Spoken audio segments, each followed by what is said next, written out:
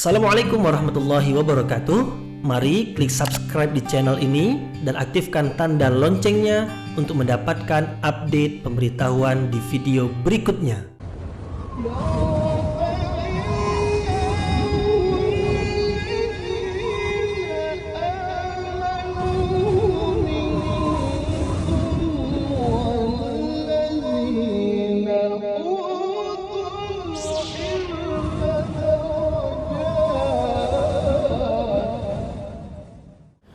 A'udzu billahi minasyaitonir rajim. Bismillahirrahmanirrahim. Assalamualaikum warahmatullahi wabarakatuh.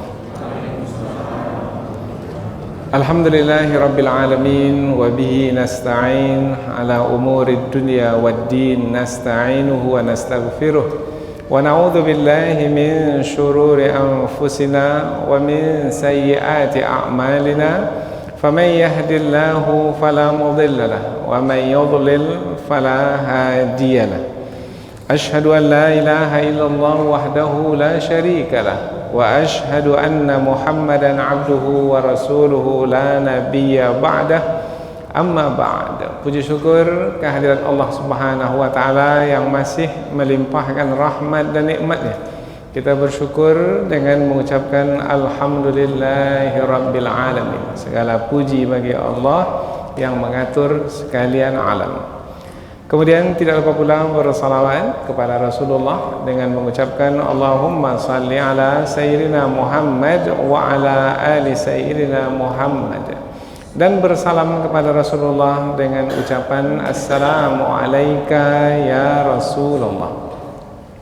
Alhamdulillah kita dapat kembali meneruskan pengajian tafsir ayat-ayat suci Al-Quran yang insyaAllah kita akan teruskan kepada ayat yang ke-75 hingga 78 dari surah Al-Hajj, yaitu 4 ayat terakhir dari surah Al-Hajj.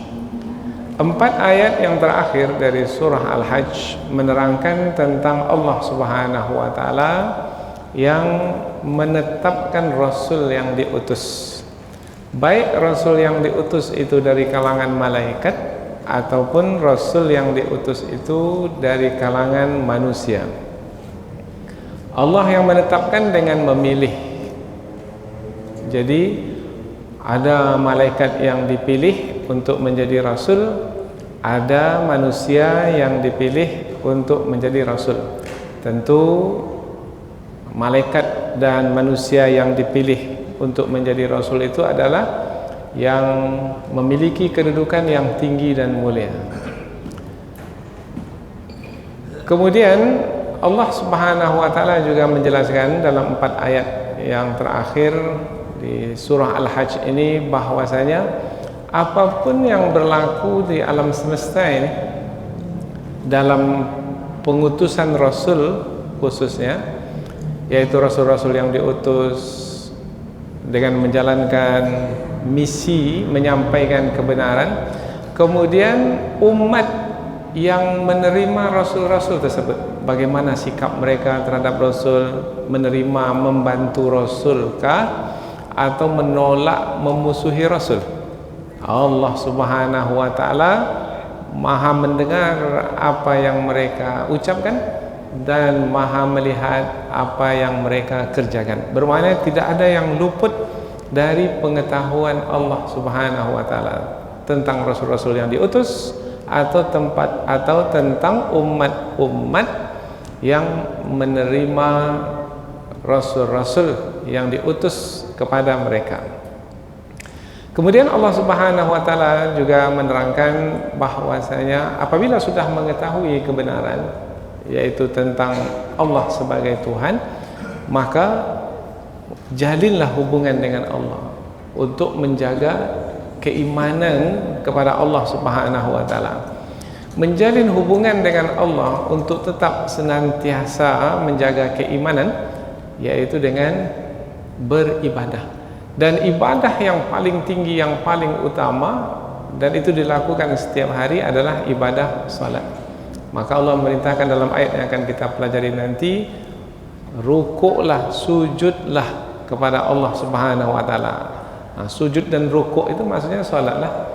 Karena di dalam sholat itu ada rukuk dan sujud. Kemudian beribadahlah kepada Allah dengan hati yang ikhlas, semata-mata karena Allah, dan lakukan apa saja kebaikan. Artinya bukan hanya untuk diri kita saja kita berbuat baik melalui ibadah yang kita kerjakan antara kita dengan Allah, tetapi juga kita berbuat baik untuk orang lain. Sehingga kita sebagai seorang mukmin, sebagai umat Islam, bukan kebaikan itu hanya untuk kita saja, tetapi juga untuk orang lain. Karena umat Islam itu adalah umat yang dikeluarkan oleh Allah, dipilih oleh Allah untuk dikeluarkan kepada manusia sejagat. Kuntum khaira ummatin ukhrijat linnas. Kamu adalah sebaik-baik umat yang dikeluarkan untuk manusia sedunia. Jadi umat Islam dengan keimanan mereka kepada Allah, kemudian dengan kesungguhan mereka berjihad di jalan Allah, yaitu menerima, menjalankan dan menyampaikan kebenaran, maka mereka adalah sebagai umat yang dikeluarkan untuk manusia sejagat. Artinya menjadi pemimpin, menjadi contoh, menjadi teladan bagi semua manusia sedunia.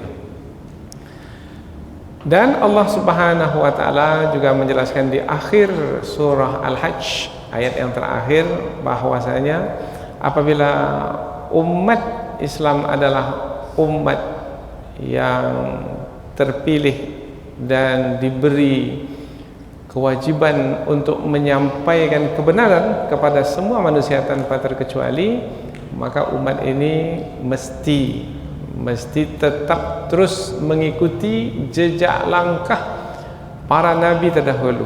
Karena dengan demikianlah akan terjaga, akan terpelihara istiqamah dalam berjuang.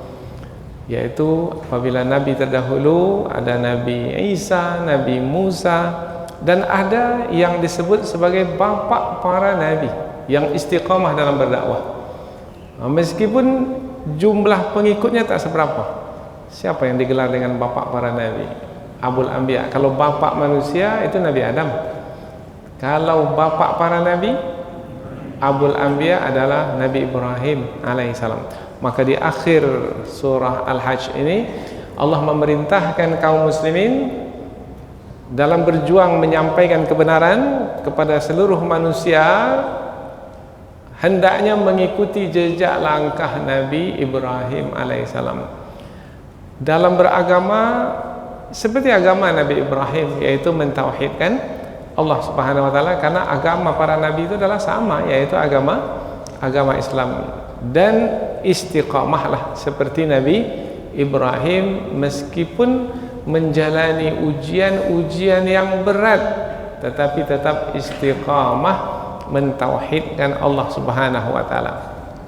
Sehingga menjadi ciri khas Nabi Ibrahim alaihissalam, yaitu berserah diri kepada Allah.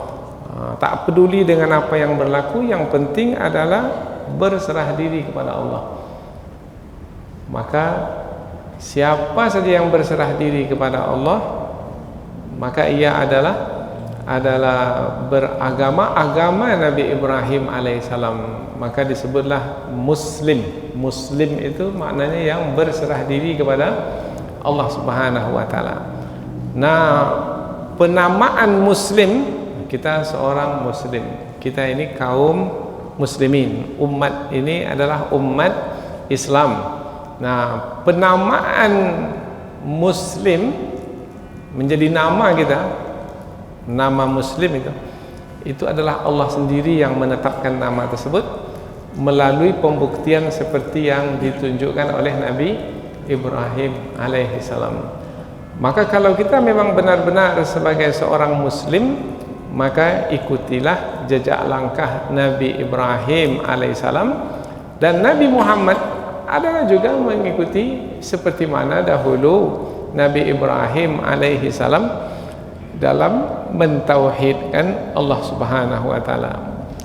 Apabila demikian, maka nanti di hari akhirat, ini sebagai mukaddimah apa yang akan kita sampaikan ini ada terhimpun di dalam mukaddimah yang pendek ini, bahwasanya di hari akhirat kelak umat ini menjadi umat saksi ke atas sekalian umat yang ada.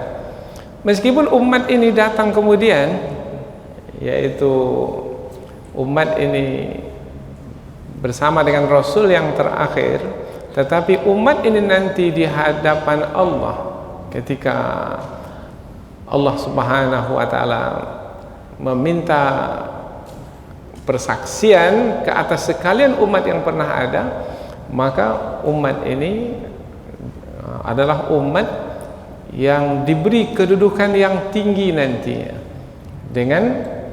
dengan persaksian yang mereka berikan. Melalui persaksian yang mereka berikan itu, maka umat ini, meskipun umat inilah umat yang terakhir, tetapi Allah telah menetapkan umat ini menjadi saksi ke atas sekalian umat yang pernah ada semenjak dahulu, maka umat ini menjadi umat yang tinggi kedudukannya, tinggi kemuliaannya.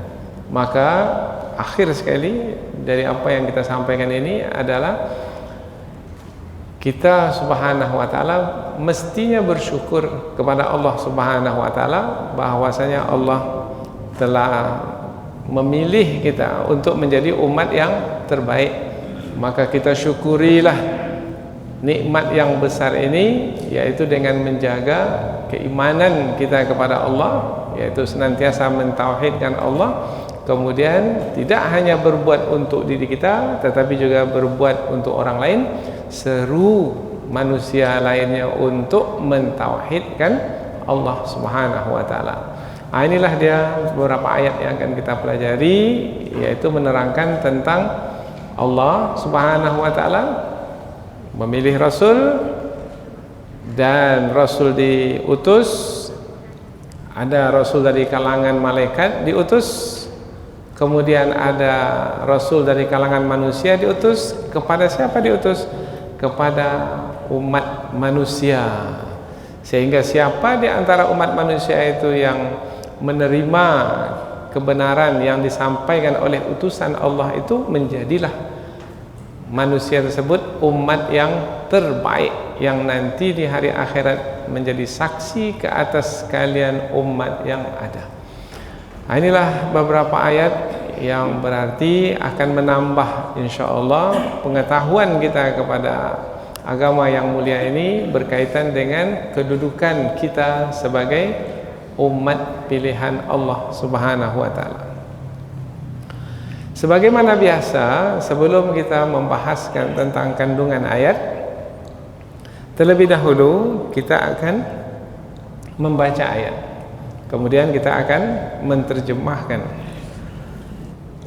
Allah Subhanahu wa taala berfirman, A'udzu billahi minasyaitonir rajim. Bismillahirrahmanirrahim. Allahu yastafi minal malaikati rusula wa minan nas innallaha sami'un basir ya'lamu ma baina aydihim wa ma khalfahum wa ilallahi turja'ul umur ya ayyuhalladzina amanu irka'u wasjudu wa'budu rabbakum waf'alul khaira la'allakum tuflihun wajahidu fillahi haqqa jihadih huwa ijtabakum wa ma ja'ala 'alaikum fid din min haraj millata abikum Ibrahim huwa sammakumul muslimina min qablu wa fi hadha liyakuna ar-rasulu shahidan 'alaikum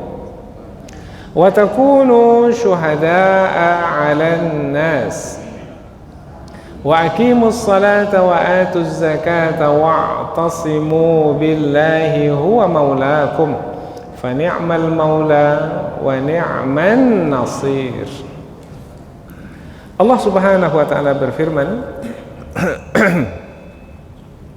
Allah yastafi, memilih, minal malaikati, dari kalangan malaikat, rusula, rasul-rasul, Wa minan nas, dan dari kalangan manusia juga Allah memilih rasul-rasul. Jadi ada rasul dari kalangan malaikat, ada rasul dari kalangan manusia. Nanti kita terangkan dalam tafsir. Inna, sesungguhnya Allah Sami', maha mendengar, Basir, maha melihat. Allah memilih dari malaikat, rasul-rasul, dan juga dari manusia. Sesungguhnya Allah maha mendengar lagi maha melihat. Ayat berikutnya,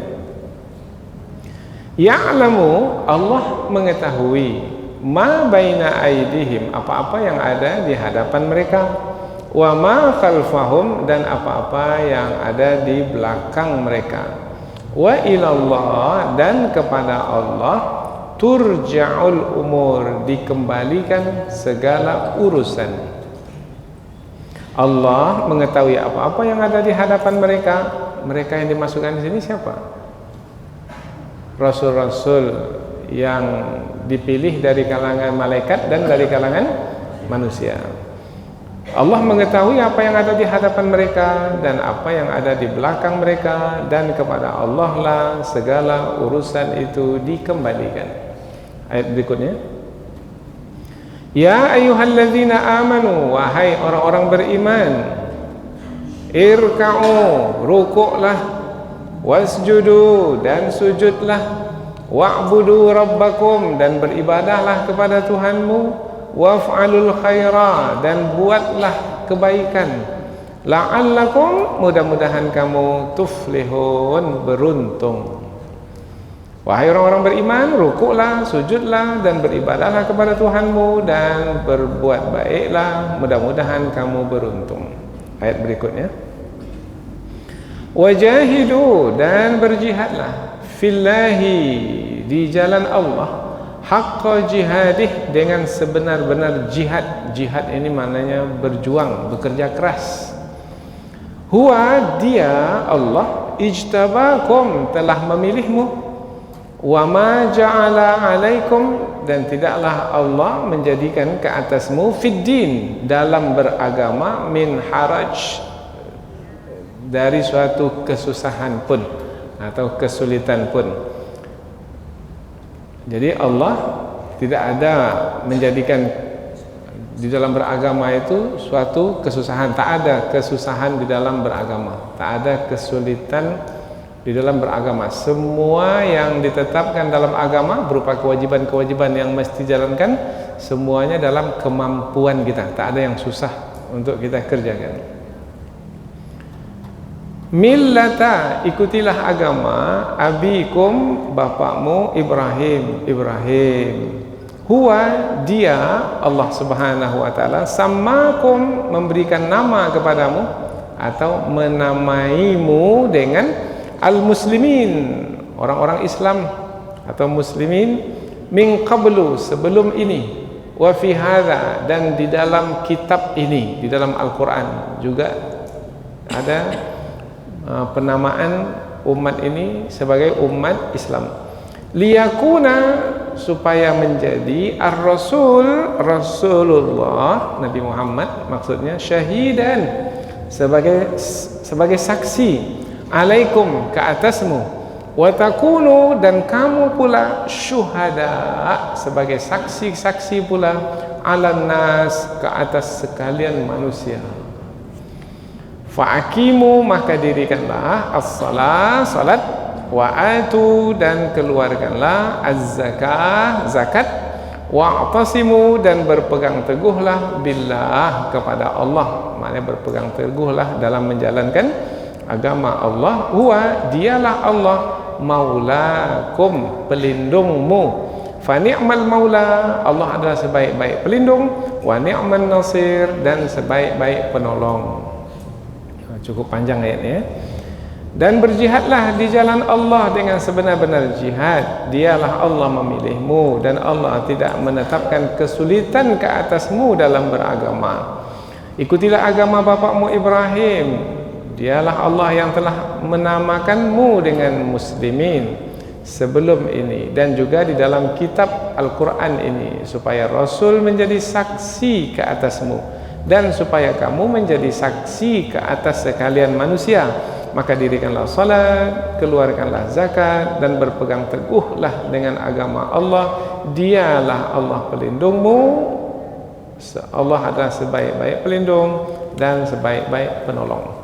Jadi dari 4 ayat yang kita pelajari, yang merupakan 4 ayat terakhir dari surah Al-Hajj, menerangkan tentang siapa Allah Subhanahu wa taala. Allah adalah yang memilih rasul-rasul dari kalangan malaikat dan dari kalangan manusia. Allah adalah yang memilih rasul-rasul. Memilih rasul-rasul, rasul-rasul itu utusan-utusan. Utusan itu kepada siapa diutus? Nah, rasul-rasul itu diutus kepada manusia. Ada malaikat yang dipilih jadi rasul kepada manusia, berkaitan dengan kehidupan manusia. Ada rasul-rasul dari kalangan manusia yang diutus kepada manusia juga. Untuk apa? Untuk menyampaikan syariat Allah, untuk menyampaikan wahyu-wahyu Allah. Nabi Nuh, Nabi Ibrahim, Nabi Musa, Nabi Isa, Nabi Muhammad sallallahu alaihi wasallam. Penyampaian tentang agama yang mulia, kebenaran yang paling penting, yang paling pokok itu adalah mentauhidkan Allah. Nah, itu adalah nikmat yang paling besar. Maka syukurilah nikmat Allah itu dengan menjalin hubungan dengan Allah, yaitu dengan beribadah kepada Allah. Nah, di antara ibadah yaitu salat dengan rukuk dan sujud, kemudian juga dengan mengeluarkan zakat, kemudian dengan terus berpegang teguh dengan agama Allah yang mulia. Bangun kita, tidur kita, apapun yang kita kerjakan semata-mata adalah sebagai membuktikan keimanan kita kepada Allah Subhanahu wa taala. Andaikan ada apa-apa yang kita jalani dalam hidup ini, maka insya Allah Allah tidak akan meninggalkan kita, karena Allah merupakan pelindung dan sebaik-baik pelindung, dan tidak ada yang tidak akan dapat terselesaikan, karena Allah adalah sebaik-baik penolong. Apabila Allah telah menolong, maka tidak ada yang akan gagal kita jalani. Insya Allah semua yang kita lakukan dalam hidup ini akan berhasil, apapun, yaitu di dalam menjalankan ibadah kita berhasil menjalankan ibadah, dalam berdakwah kita berhasil dalam menyampaikan kebenaran. Kemudian apabila ada yang memusuhi kita, menentang kita, membenci kita, memerangi kita, itu pun adalah juga persoalan yang mesti kita hadapi. Itu pun juga akan terselesaikan karena Allah akan menolong kita, dan Allah sebaik-baik penolong.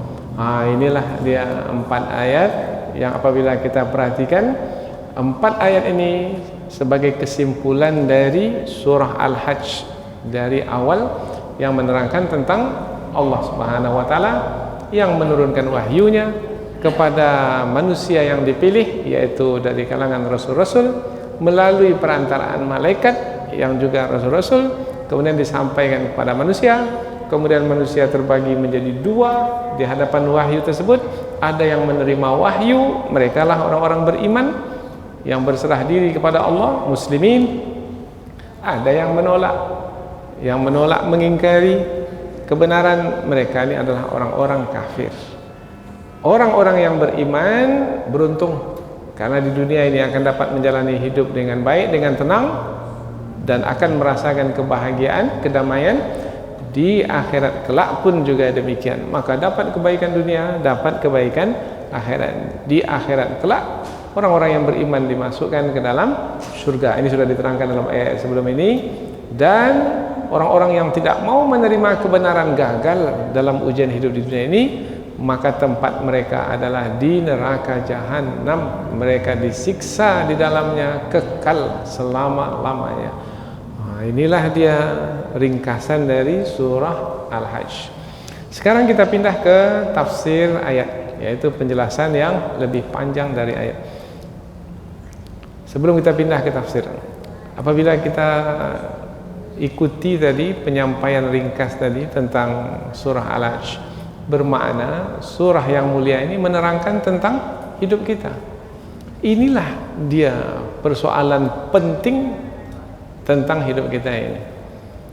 Jadi bukan yang penting itu kita cari rezeki, habis umur, mengumpulkan harta, membangun rumah, mengejar kedudukan, kemudian mendapat tempat di tengah manusia, kemudian setelah itu tua, kemudian mati. Bukan.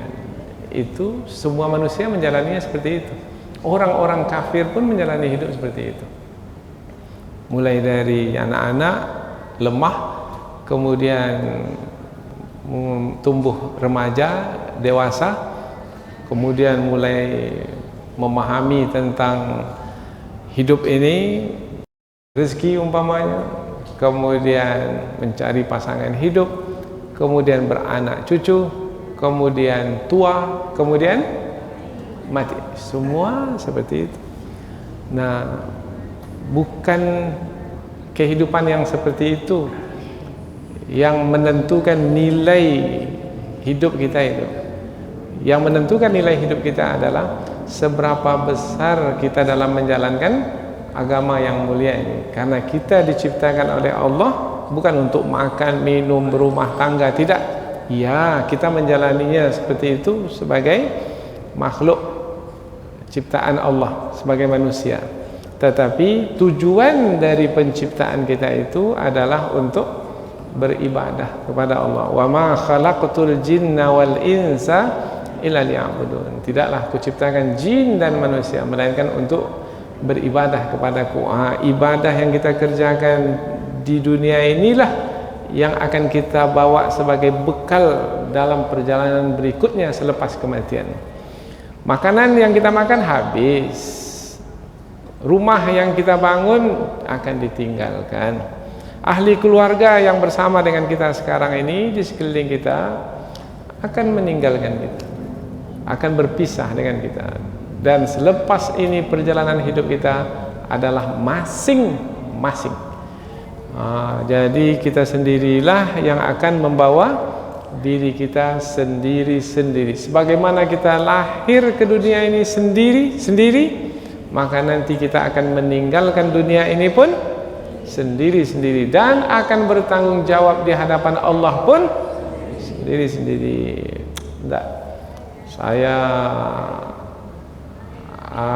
punya orang tua ulama besar, maka nanti orang tua saya yang akan, tidak. Orang tua tidak akan mampu memberi bantuan kepada anaknya, sebagaimana anak juga tidak akan mampu memberikan bantuan kepada orang tuanya.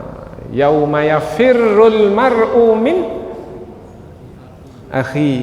Hari akhirat adalah hari di mana seseorang itu akan lari dari saudaranya, dari abangnya, dari adiknya. Wa min wa sahibatihi wa bani, yauma yafirrul mar'u min akhihi wa ummihi wa abihi, dari ibu dan bapaknya. Wa sahibatihi wa bani, dari istri dan anak-anaknya. Likulli imri'im minhum yauma idzin sya'nu yughni, dan masing-masing bawa diri masing-masing dan akan sibuk dengan urusan masing-masing. Jadi kalau sayangkan diri, apa yang akan kita jalani nanti adalah sendiri-sendiri, maka berbuatlah untuk diri sendiri sekarang ya, yaitu dengan menjalankan agama yang mulia ini. Karena memang kita diciptakan untuk menjalankan agama ini. Jadi siapa orang yang berhasil dalam hidup? Yang menjalankan agama. Siapa yang gagal dalam hidup? Yang meninggalkan agama. Ini sebagai peringatan saja sebelum kita masuk ke tafsir ayat. Kita mulai ayat yang ke-75. Allahu yastafi minal malaikati rusula. Allah memilih dari malaikat rasul-rasul. Kalau disebut memilih, bermakna memilih dari kumpulan yang lebih ramai, dan yang dipilih itu pastilah jumlahnya sedikit. Umpamanya dari sebanyak ini yang hadir, maka dipilihlah beberapa orang bermakna yang dipilih itu jumlahnya sedikit. Jadi kalau dipilih rasul-rasul dari kalangan malaikat, bermakna para malaikat itu jumlahnya banyak dan ada yang tidak dipilih. Nah, yang dipilih itu berarti jumlahnya sedikit. Maka ulama tafsir menjelaskan siapa malaikat yang dipilih oleh Allah. Yang disebutkan namanya yang kita ketahui apa tugas mereka, yaitu seperti malaikat Jibril. Itu adalah yang dipilih dari kalangan malaikat. Malaikat Mikail, malaikat yang peniup sangkakala Israfil, yang mencabut nyawa Israel, yang menulis catatan amal kita ini Rakib dan Atid, yang menjadi penunggu surga nantinya, penjaga Ridwan, yang nanti bertugas di neraka Malik. Nah, kita tahu ini kan. Nah, ini adalah rasul-rasul yang dipilih, rasul yang dipilih dari kalangan malaikat. Jadi rasul itu bukan hanya dari kalangan manusia, tapi juga dari kalangan mereka. Berarti malaikat itu lebih ramai lagi dari nama-nama yang kita sebut tadi. Oh, lebih ramai. Ada malaikat yang jumlahnya mungkin kita tak dapat menghitungnya, mungkin miliaran agak. Apa sebab? Setiap hari ada malaikat khusus yang beribadah di Baitul Ma'mur. Berapa jumlahnya? 70.000 malaikat satu hari beribadah. Kemudian mereka akan pergi, kemudian akan datang lagi yang baru, yang tidak akan datang lagi nanti selepas itu. Dia akan terus berganti. Dan sudah berapa banyak hari ini semenjak hari pertama dunia ini dicipta? Kalikanlah berapa banyaknya malaikat itu yang memang khusus diciptakan oleh Allah untuk beribadah. Dari kalangan malaikat yang banyak itu dipilihlah untuk diberi tugas. Nah, tugas para malaikat itu berkaitan dengan kehidupan, termasuk kehidupan kita sebagai manusia. Malaikat Jibril diberi tugas kaitannya dengan manusia, yaitu menurunkan wahyu kepada Rasul yang diutus kepada manusia. Malaikat Mikail, apa tugas malaikat Mikail? Bagi rezeki. Maka ada bangsa dia tak suka malaikat Jibril, karena malaikat Jibril ini bawa wahyu, maka yang dibawa adalah kewajiban-kewajiban, menyusahkan mereka. Mereka mau malaikat yang membawa rezeki, makanan, rezeki, pakaian, apa saja yang mereka perlukan untuk bersenang-senang. Maka mereka suka kepada malaikat Mikail, tapi tak suka kepada malaikat Jibril. Bukan kita yang menentukan suka tak suka, karena para malaikat itu adalah makhluk Allah Subhanahu wa taala semuanya. Ada kita dapati kisah ini di surah Al-Baqarah dahulu. Bangsa mana yang kita masukkan itu yang suka kepada malaikat Mikail tapi tidak suka kepada malaikat Jibril alaihissalam? Lebih lagi tak suka karena malaikat Jibril kononnya telah salah menyampaikan wahyu. Karena mereka berharap malaikat Jibril itu menyampaikan wahyu dari kalangan Bani Israel. Rupanya malaikat Jibril diutus, padahal malaikat Jibril itu bukanlah menyampaikan wahyu dengan kehendaknya sendiri. Itu adalah dengan perintah Allah. Allah memerintahkan malaikat Jibril untuk menyampaikan wahyu kepada Nabi Muhammad sallallahu alaihi wasallam dari kalangan Bani Ismail, dari kalangan bangsa Arab. Maka mereka memusuhi malaikat Jibril alaihi salam. Nah, tidak, karena malaikat itu diutus oleh Allah. Allah yang memilih mereka untuk menjalankan tugas menyampaikan wahyu, tugas mencabut nyawa. Tugas mencabut nyawa malaikat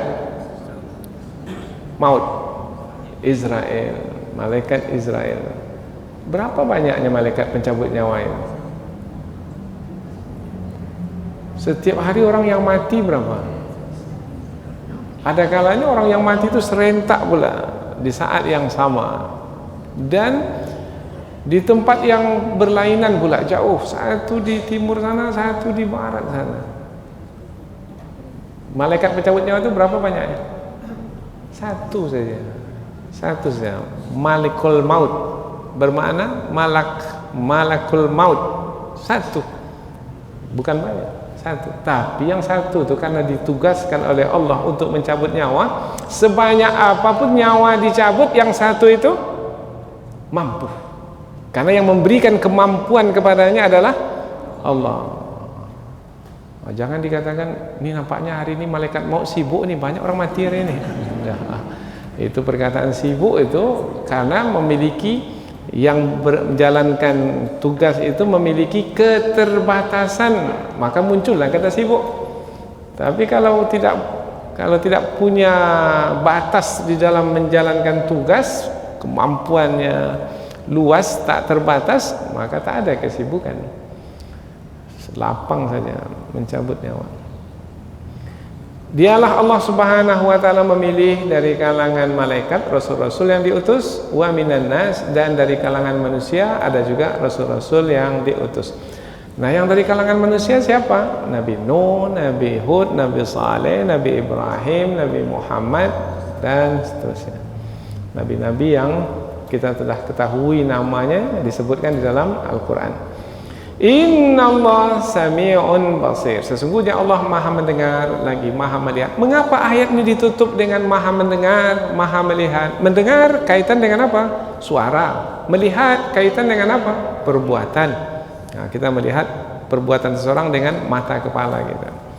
Karena ayat ini berkaitan dengan rasul-rasul yang diutus, bermakna melihat setiap rasul yang diutus itu, mendengar apa yang dikatakan oleh setiap rasul yang diutus itu. Allah mendengarkan. Jadi tidak ada yang terlepas dari kekuasaan Allah, tidak ada yang luput dari pengetahuan Allah. Rasul-rasul yang diutus, Allah mendengar apa yang mereka ucapkan, apa yang mereka kerjakan. Dan satu lagi, karena ayat ini berkaitan dengan rasul yang diutus, dan diutus kepada siapa? Diutus kepada manusia, maka Allah juga mendengar apa perkataan manusia ketika Rasul diutus kepada mereka. Ketika Rasul menyampaikan kebenaran kepada mereka, apa perkataan mereka? Perkataan mereka itu didengar oleh Allah. Apa perbuatan mereka? Sikap mereka, perbuatan mereka itu dilihat oleh Allah. Makna Allah mendengar, Allah melihat adalah Allah mengetahui apa yang dilakukan oleh Rasul yang diutus atau oleh manusia yang menerima Rasul yang diutus itu. Allah mengetahui, mencatat untuk nanti diberikan pembalasan. Itu dia. Jadi makna Allah Maha mendengar, Maha melihat adalah untuk Allah nanti memberikan pembalasan. Seperti sekarang ini, hati-hati dalam berbicara. Allah Maha mendengar. Apa yang kita ucapkan didengar oleh Allah, maka yang kita ucapkan itu nanti akan dibalas. Wa ma yalfizu min qaulin illa ladaihi raqibun atid. Tidak ada satu patah kata pun yang diucapkan kecuali ada malaikat raqib yang menulis. Berapa banyak kata-kata yang saya keluarkan tadi ini, itu ditulis oleh malaikat. Ini yang disampaikan benar atau tidak? Ini ada rujukan ya atau tidak ini? Atau main sampai aja ini? Maka itu akan dipertanggungjawabkan. Allah Maha mendengar apa perkataan Rasul yang diutus itu. Allah Maha mendengar bagaimana sikap atau penerimaan dari umat yang menerima rasul-rasul yang diutus itu. Ayat berikutnya lagi, ya'lamu ma baina aydihim wa ma khalfahum. Allah mengetahui apa yang ada di hadapan mereka dan apa yang ada di belakang mereka. Di antara tafsiran makna di hadapan dan di belakang adalah di hadapan ini yang telah lalu, yang di belakang maknanya yang akan datang kemudian. Ada pula sebaliknya, yang di hadapan ini yang akan datang, yang di belakang adalah yang telah lalu. Nah, kedua-duanya bisa kita terima. Berarti sambungan ayat ini menerangkan tentang pengetahuan Allah itu memanjang. Memanjang maknanya pada masa lalu, kemudian hingga masa yang akan datang. Atau pengetahuan Allah itu meliputi apa yang kita jalani di dunia ini, dan Allah juga nanti mengetahui apa yang akan kita jalani di akhirat nanti. Ya'lamu ma baina aydihim wa ma khalfahum wa ilallahi turja'ul umur, dan kepada Allah lah segala urusan dikembalikan. Segala urusan dikembalikan kepada Allah. Bermakna yang menjadi penentu urusan itu adalah Allah. Urusannya urusan apa? Urusan apa saja. Urusan kaitan dengan pembalasan umpamanya tentang amal yang dikerjakan oleh manusia ketika dunia ini, maka nanti yang menentukan pembalasannya Allah. Kemudian baik dibalas dengan baik, akan mendapatkan kenikmatan dari perbuatan baik yang dikerjakan, dan buruk dibalas dengan buruk, yaitu bila melakukan kejahatan ketika dunia, maka Allah akan balas dengan siksaan. Dikembalikanlah kepada Allah segala urusan. Ada yang dimaafkan oleh Allah, Allah berikan ampunan, maka dihapuskan dosa-dosanya yang semestinya ia masuk neraka, tetapi Allah Subhanahu wa taala memberikan rahmat, kasih sayang kepadanya, sehingga terhindar ia dari siksaan neraka. Barang siapa yang dijauhkan dari neraka dan dimasukkan ke surga, dialah orang yang beruntung. Semua itu yang menjadi penentunya adalah Allah. Wa ilallahi turja'ul umur. Apakah di akhirat saja kembali segala urusan itu kepada Allah? Di dunia ini tidak. Di dunia ini pun juga. Silahkan kita berkehendak. Sepertinya dengan kehendak kita mengurus diri kita. Tapi sebenarnya yang menentukan adalah Allah juga. Jadi kembalilah urusan itu. Umpamanya, saya besok mau pergi ke Sumatera Barat, umpamanya. Silakan berkeinginan ke Sumatera Barat, mau ke Bukit Tinggi, Kampung Pak Daniel, umpamanya. Boleh, silakan berkeinginan. Tapi yang menjadi penentunya siapa? Silakan. Wa ma tasyauna, silakan berkehendak. Akan tetapi yang menentukannya, wa ma tasyauna illa ayyasha Allah. Tidak akan sampai keinginan kita itu menjadi kenyataan, kecualilah keinginan kita itu adalah juga yang diingini oleh Allah. Kalau Allah tak berkeinginan demikian, keinginan kita hanya keinginan saja, tetapi tidak menjadi kenyataan. Maka ada orang yang berkata dengan perkataan lain, kita berencana. Apa sambungannya? Nah, yang menentukan adalah Allah. Itu makna wa ilallahi turja'ul umur. Kepada Allah lah segala urusan itu dikembalikan, yang menentukan. Ayat berikutnya, ya ayyuhalladzina amanu, wahai orang-orang beriman, irka'u wasjudu, rukuklah dan sujudlah. Wahai orang-orang beriman. Ada kalanya Allah menyeru semua manusia, wahai manusia, ya ayyuhan nas. Dalam ayat ini Allah menyeru bukan semua manusia, yaitu yang beriman saja. Maka ulama tafsir menjelaskan, apabila ayat dimulai dengan wahai orang-orang beriman, bermakna ada kewajiban yang akan diterangkan selepas itu. Mengapa kaitannya dengan kewajiban? Karena hanya orang beriman yang mau menjalankan kewajiban. Tidak ada gunanya perintah untuk melakukan sesuatu yang wajib dilaksanakan kalau yang diperintah itu tidak beriman, sia-sia. Maka Allah Subhanahu wa taala ketika memerintahkan salat umpamanya, maka diserulah orang-orang beriman, ya ayyuhalladzina amanu. Kalau puasa, kutiba alaikumussyam, wahai orang-orang yang berpuasa, diwajibkan atas kamu berpuasa. Mengapa kewajiban berpuasa itu diarahkan kepada orang beriman? Karena hanya orang beriman yang mau berpuasa. Orang yang tidak beriman mau puasa, mau berlapar-lapar. Mana mau? Kita mau berlapar-lapar. Mengapa kita mau berlapar-lapar? Karena keimanan kita. Nah, kalau ditanya iman, tanya nafsu. Mau lapar atau mau kenyang? Kalau kita orang beriman, kita jawab dengan iman kita, tak apa lapar. Kalau akan mendapatkan pahala dan redha Allah Subhanahu wa taala. Tapi kalau tak ada iman, yang ada nafsu, mau kenyang atau mau lapar? Pasti dia pilih lapar, pilih kenyang.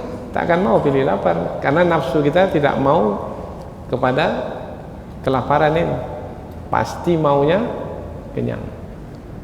Maka karena kewajiban itu hanya akan dijalankan oleh orang-orang beriman karena keimanan yang ada pada mereka, maka Allah menyeru, wahai orang-orang beriman, maka penjelasannya, tafsirnya, buktikanlah keimananmu itu dengan rukuk dan sujud. Rukuk dan sujud sebenarnya solat yang dimaksudkan. Mengapa tidak langsung saja solatlah? Seperti di dalam ayat yang lain kan ada solat, nanti ada aqimus shalah. Tetapi di dalam ayat ini disebut rukuk dan sujud, maknanya adalah sucikanlah Allah Subhanahu wa taala melalui solat yang dikerjakan. Karena ketika kita rukuk, kita mensucikan Allah. Subhana rabbiyal azimi wa bihamdi. Subhana rabbiyal azimi wa bihamdi. Ketika kita sujud, kita juga mensucikan Allah. Subhana rabbiyal a'la wa bihamdih. Maknanya salatlah yaitu dengan mensucikan Allah Subhanahu wa taala. Mensucikan Allah itu apa maknanya? Menjauhkan sifat kurang dari Allah. Mensucikan Allah, menjauhkan sifat kurang. Allah tidak memiliki sifat kekurangan. Allah memiliki sifat kesempurnaan. Apabila Allah menghendaki untuk melakukannya, Allah mampu untuk melakukannya. Karena Allah memiliki sifat kesempurnaan, tidak memiliki sifat kekurangan. Siapa dulu yang bertasbih dalam perut ikan? Nabi Yunus alaihi salam. Mengapa Nabi Yunus memilih untuk bertasbih? Menjauhkan sifat kurang dari Allah. Karena Nabi Yunus ingin kembali ke darat. Nah, ingin kembali ke darat, maka bertasbih, ya Allah, engkau jauh dari sifat kurang. Apabila engkau ya Allah berkehendak, kemudian dengan kuasamu engkau sampaikan kehendakmu untuk mengembalikan hamba ke darat, hamba akan dapat kembali ke darat karena engkau jauh dari sifat kurang. Maka Nabi Yunus pun bertasbih, subhanak inni kuntu minadh dhalimin. Nah, bertasbih ini adalah amalan yang memberatkan timbangan. Ada dua perkataan di lidah yang ringan tapi berat dalam timbangan. Pernah dengar hadis ini kan? Kalimatani khafifatani 'alal lisan, thaqilatani fil mizan. Dua kata ringan di lidah, berat di timbangan, yaitu subhanallah wa bihamdih, subhanallahil azim. Kedua-duanya tasbih. Di mana kita bertasbih? Di rukuk. Di mana kita bertasbih? Di sujud. Ya ayyuhalladzina amanu ruk'u wasjudu wa'budu rabbakum. Sebelum sampai ke wa'budu rabbakum, mungkin siapa yang melihat mushaf ada garis di atas wasjudu? Ada. Maka ayat ini difahami oleh para ulama sebagai ayat sujud tilawah. Apabila kita membaca ayat ini, maka disunnahkan kita untuk bersujud, sujud tilawah namanya, yaitu disuruh kita untuk bersujud karena kita telah mendapat nikmat besar, yaitu yang dibawa oleh rasul-rasul yang diutus, yaitu kebenaran, yaitu mentauhidkan Allah. Maka kita balaslah. Nah, kita balas nikmat Allah itu, membalas nikmat Allah itu dengan bersyukur, dan bentuk kesyukuran itu adalah dengan mensucikan Allah, yaitu dengan rukuk dan sujud. Jadi apabila kita menerima nikmat besar kemudian kita tidak bersyukur, berarti kita kufur. Maka orang yang tidak rukuk dan tidak sujud, yang tidak mensucikan Allah, tidak berterima kasih kepada Allah Subhanahu wa taala, mereka disebut sebagai orang-orang yang kufur nikmat. Maka supaya tidak termasuk ke dalam orang-orang yang kufur nikmat, maka ketika membaca ayat ini kita bersujud, namanya sujud tilawah. Wa'budu rabbakum, dan beribadahlah kepada Tuhan. Rukuk itu ibadah juga karena adalah bagian dari salat. Sujud itu ibadah juga karena bagian dari salat.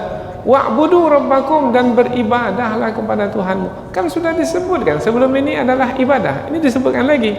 Maka disebutkan ini adalah atful khas alal am, yaitu mengatafkan atful am alal khas, yaitu tadi yang khusus disebut rukuk, kan khusus ibadahnya rukuk, sujud, kemudian ibadah ini umum ibadah. Maka ulama tafsir pun menjelaskan yang tadi itu ibadah khusus yang berkaitan dengan perbuatan yang bisa dilihat. Orang rukuk bisa tak dilihat? Bisa. Orang sujud bisa tidak dilihat? Bisa. Beribadah kepada Allah bukan hanya yang bisa dilihat, ada juga ibadah yang tak bisa dilihat. Ibadah apa yang tak bisa dilihat? Ibadah hati. Ibadah hati. Ada orang yang berzikir dalam hati, Allah hitung juga tak yang beribadah dalam hati itu, yang mengingat Allah di dalam hatinya? Allah hitung juga.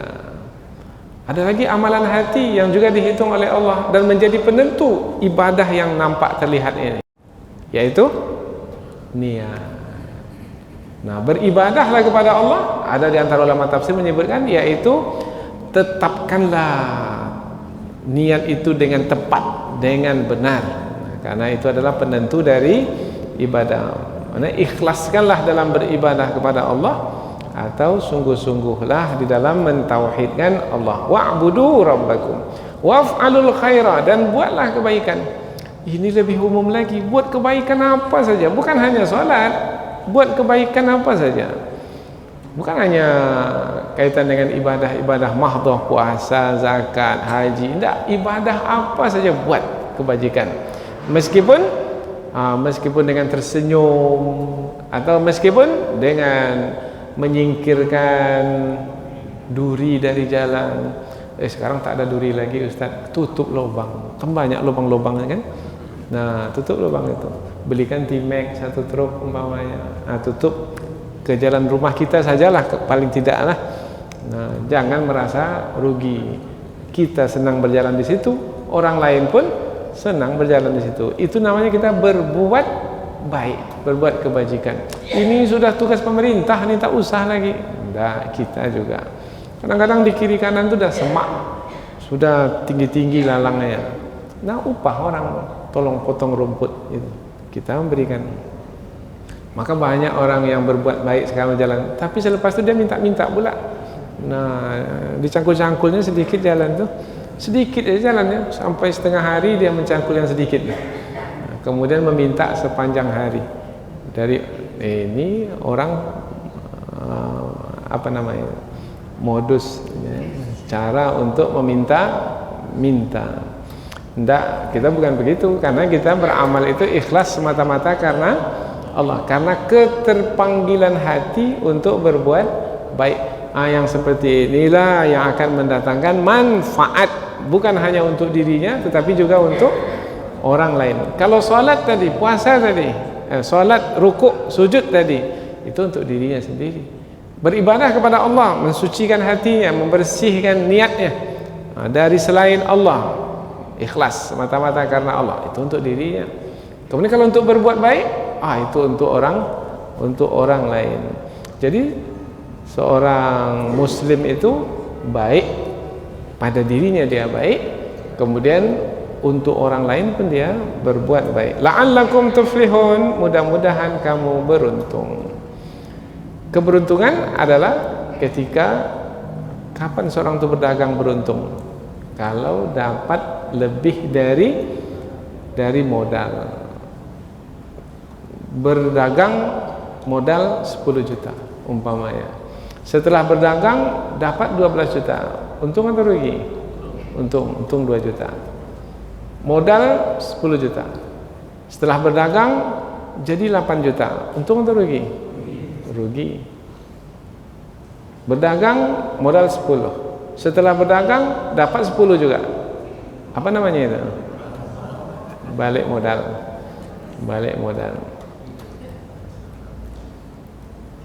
Kalau disebut beruntung, bermakna lebih dari modal. Ketika kita lahir ke dunia, modal kita adalah fitrah yang suci, bersih, tak ada bawa pahala, tak ada bawa dosa. Ketika meninggal dunia bawa pahala, berarti beruntung. Tapi kalau ketika meninggal bawa dosa, rugi. Ketika meninggal kembali ke fitrah, bertobat, belum dapat buat apa-apa lagi, meninggal dunia. Itu namanya balik modal, yaitu kembali bersih suci seperti hari ia dilahirkan oleh ibunya, belum sempat buat apa-apa, meninggal. Sebenarnya itu pun sudah selamat. Tapi yang menghadap Allah membawa dosa, itu adalah rugi, karena dia pasti akan mendapatkan balasan. Selesai semua itu tentang Allah, tentang Rasul yang diutus, tentang kebenaran yang dibawa oleh Rasul yang diutus. Tinggal lagi kita sebagai yang telah mengetahui kebenaran dari Rasul-Rasul yang diutus. Apa yang mesti dilakukan? Berjihad. Digunakanlah kata berjihad. Apa itu makna berjihad? Jangan fahami berjihad ini hanya berperang di jalan Allah saja, membawa senjata kemudian berhadapan dengan musuh di medan tempur. Bukan hanya itu. Berjihad itu maknanya adalah berusaha lebih, berusaha sungguh-sungguh, semaksimal mungkin. Itu namanya berjihad. Setiap malam mengaji. Tadi sudah maghrib mengaji sampai isya, sekarang mengaji lagi sampai pukul 10 di rumah. Bukan sama malam ini saja, malam besok juga begitu. Bukan setahun, 2 tahun, 14 tahun. Ini namanya apa namanya ini? Berjihad. Berjihad di jalan Allah. Jadi ada yang berjihad menuntut ilmu itu sampai 10-15 tahun di luar negeri sana. Sudah sibuk dengan ilmu saja. Ini orang yang berusaha maksimal, maka mereka disebut berjihad. Berjihad biasanya akan berkorban. Pengorbanannya waktu, pengorbanannya tenaga, pengorbanannya pikiran. Dan ada jihad yang pengorbanannya besar sekali, yaitu pengorbanan apa nih? Nyawa, mengorbankan nyawanya. Orang yang berjihad mengorbankan nyawa bermakna dia telah mempersaksikan dirinya sebagai orang yang sungguh-sungguh dalam berjihad. Nah, orang yang mempersaksikan diri disebut orang yang syahid. Maka orang yang gugur dalam mempersaksikan dirinya sebagai orang yang betul-betul berjihad di jalan Allah, mereka disebut sebagai syuhada, orang-orang yang mati syahid. Dan berjihadlah di jalan Allah dengan sebenar-benar jihad, yaitu bersungguh-sungguh. Dialah Allah yang telah memilihmu sebagai umat yang terbaik. Ini ditujukan kepada umat yang terakhir, umat Rasulullah SAW. Wa ma ja'ala 'alaikum fid dini min haraj, dan tidaklah Allah menjadikan kesulitan ke atasmu dalam beragama. Dalam agama ini sebut apa saja kewajiban dalam agama, tak ada yang berat. Salat itu berat? Tidak. Kalau berat tak dapat dilaksanakan, tak dapat dikerjakan. Tapi banyak orang mengerjakannya. Bermakna sholat itu tidak berat. Tapi ada orang mengatakan berat. Berat bagi siapa? Innaha lakabiratun illa 'alal khashiin. Karena berat ringan itu bergantung juga kepada hati. Kalau hati sudah tak suka, maka menjadi berat. Ini mengaji setiap malam seperti ini berat. Bagi siapa dulu berat? Bagi orang yang tak suka belajar pasti berat. Bagi orang yang suka, ini nantinya nih, kapan malam lagi-lagi nih, saya mau lanjutkan pengajiannya. Orang yang suka. Tidak ada satu kewajiban pun dalam Islam yang berat. Salat 5 waktu berat? Tidak. Puasa berat? Tidak. Zakat berat? 2,5% saja, tak ada berat. Haji? Tidak, tak ada yang berat. Dan Allah tidak akan mungkin membebankan seseorang di luar dari kemampuan. La yukallifullahu nafsan illa wus'aha. Salat umpamanya berat, Ustaz. Kalau sakit kita kan berat. Kalau sakit tak bisa berdiri, duduk. Tak bisa duduk, berbaring. Berbaring pun tak bisa menggerak-gerakkan badan itu umpamanya. Isyarat untuk rukuk dan sujud umpamanya. Kedipkan mata itu. Mata itu digerakkan. Mengedipkan mata pun tidak. Tak sanggup lagi menutup membuka mata itu. Dengan hati. dengan hati, tak ada apa-apa lagi bergerak, tapi tetap mengingat Allah semampu. Tak bisa konsentrasi 4 rakaat itu. 1 rakaat itu dah hilang umpamanya, dah hilang ingatan. Karena ada orang yang sakit berat sekali bersama dengan kita sholat, umpamanya di rakaat pertama masih bersama kita, di rakaat kedua dah tidur dia. Nah, maka dimaafkan. Jadi tidaklah berat karena ada rukhsah. Rukhsah itu apa namanya? Keringanan. Dalam perjalanan berat rasanya sholat. Nah, sholat yang tadi 4-4 itu bisa kita gabungkan jadi 1 jamak, dikurangi pula lagi jumlahnya jadi 2 jamak qasar. Begitu mudahnya agama ini. Berpuasa tak bisa, boleh. Pada hari itu kita sakit umpamanya, ganti di hari yang lain, qada puasa. Pergi haji berat, jauh perjalanan, banyak biaya, bagi yang mampu saja. Man istata'a ilaihi sabila. Jadi agama itu mudah, tapi jangan dimudah-mudahkan. Tak boleh ya, dimudah-mudahkan. Saya ikut yang 2 rakaat sajalah, padahal dia bukan musafir, dia bukan sakit, maka tidak boleh dia menggunakan rukhsah begitu saja, keringanan. Tak ada air, tayamum. Nah, mudahnya dalam Islam, semua mudah. Millata abikum Ibrahim, ikutilah agama bapamu Ibrahim. Huwa sammakumul muslimin, dialah yang menamakanmu, Allah menamakanmu sebagai umat Islam. Jadi Allah yang memberi nama. Tapi ada juga ulama tafsir menyebutkan ini huwa di sini bukan Allah yang menamakanmu dengan umat Islam, dengan muslimin, tapi yang menamakanmu itu adalah Nabi Ibrahim. Dalilnya mana? Doa Nabi Ibrahim. Ketika Nabi Ibrahim meninggikan Ka'bah, membangun Ka'bah, Nabi Ibrahim berdoa, yaitu waj'alna muslimaini laka wa min dzurriyyatina ummatan muslimatan lak wa arina manasikana. Ya Allah, jadikanlah kami berdua, kata Nabi Ibrahim. Nabi Ibrahim dengan siapa berdua? Membangun Ka'bah. Anaknya Ismail. Jadikan kami berdua muslim, 2 orang muslim, dan jadikan anak keturunan kami sebagai umat Islam. Ada di antara ulama tafsir, melalui doa Nabi Ibrahim ini bermakna Nabi Ibrahim lah yang menamakan kita ini sebagai umat Islam. Tapi yang satu lagi mengatakan, nah, Allah yang menamakan. Apa sebab? Sebab apabila diteliti, siapa yang menyuruh Nabi Ibrahim untuk muslim, untuk menyerahkan dirinya? Idz qala lahu rabbuhu aslim, qala aslamtu li rabbil alamin. Ingatlah ketika Allah berfirman kepada Nabi Ibrahim, wahai Ibrahim, berserah dirilah kamu kepada Allah, jadilah kamu muslim. Nabi Ibrahim mengatakan, aslamtu, ya aku muslim, aku berserah diri kepada Allah yang mengatur sekalian alam. Jadi ada 2 tafsiran para ulama, yang menamakan kita menjadi muslim adalah Allah ataupun juga Nabi Ibrahim. Tapi kalau Nabi Ibrahim pun sebenarnya ia adalah juga dari Allah Subhanahu wa taala. Wa fi hadza, dan di dalam kitab Al-Qur'an ini juga disebutkan bahwasanya Allah lah yang menamakan kita sebagai muslimin. Jadi ada 2 nama kita. Nama kita, nama yang orang tua kita pilihkan untuk kita. Nah, siapa di antara kita ini yang dipilih namanya oleh orang tuanya?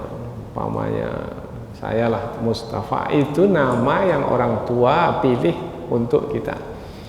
Tapi ada nama yang Allah pilihkan untuk kita melalui ayat ini, huwa sammakumul muslimin.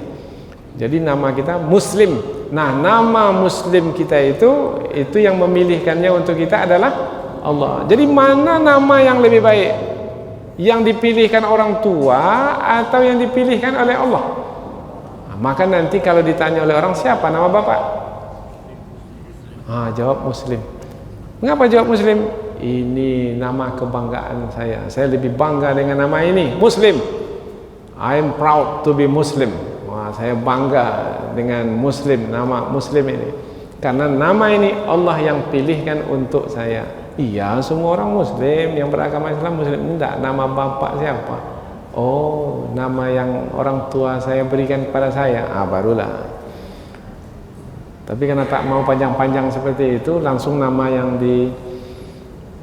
diberi oleh orang tua saja yang kita sebut. Tetapi kalau mau berbangga, we are Muslims. Kita ini adalah Muslimun, orang-orang Muslim.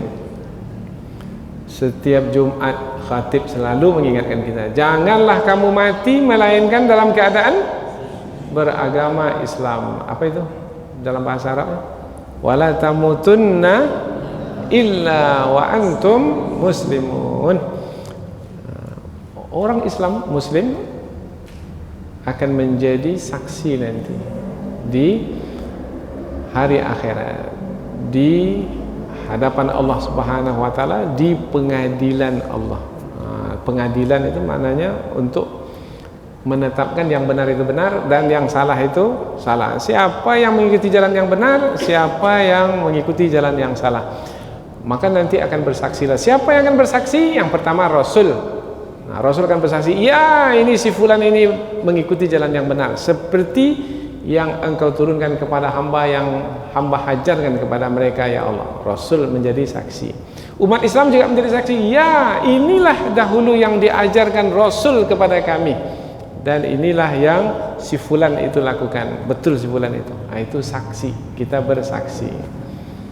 bersaksi atas kebenaran umat yang lainnya. Maka dengan persaksian kita ke atas umat yang ada, maka menjadikan kaum muslimin itu adalah umat yang memiliki kedudukan yang tinggi di sisi Allah Subhanahu wa taala.